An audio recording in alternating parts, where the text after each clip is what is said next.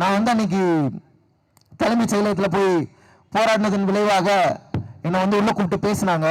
ஆனால் என்ன பேசினாங்கன்னு யாருக்குமே சொல்ல அப்படின்னு சொல்றாங்க.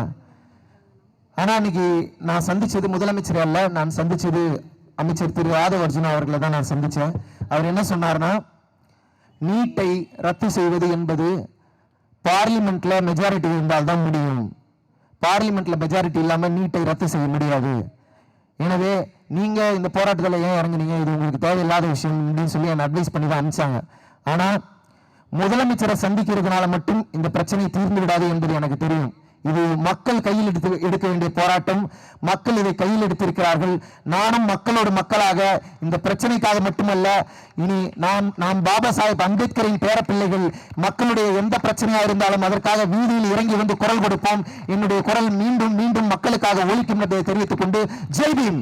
நான் வந்து அன்னைக்கு தலைமைச் செயலகத்தில் போய் போராடினதன் விளைவாக என்னை வந்து உள்ள கூப்பிட்டு பேசினாங்க.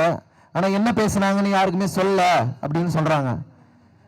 ஆனா அன்னைக்கு நான் சந்திச்சது முதலமைச்சர் அல்ல, நான் சந்திச்சது அமைச்சர் திரு ஆதவ அர்ஜுனா அவர்களை தான் நான் சந்திச்சேன். அவர் என்ன சொன்னார்னா, நீட்டை ரத்து செய்வது என்பது பார்லிமெண்ட்ல மெஜாரிட்டி இருந்தால் தான் முடியும். பார்லிமெண்ட்ல மெஜாரிட்டி இல்லாம நீட்டை ரத்து செய்ய முடியாது. எனவே நீங்க இந்த போராட்டத்தில் ஏன் இறங்குனீங்க, இது உங்களுக்கு தேவையில்லாத விஷயம் அப்படின்னு சொல்லி என்ன அட்வைஸ் பண்ணி தான் அனுப்பிச்சாங்க.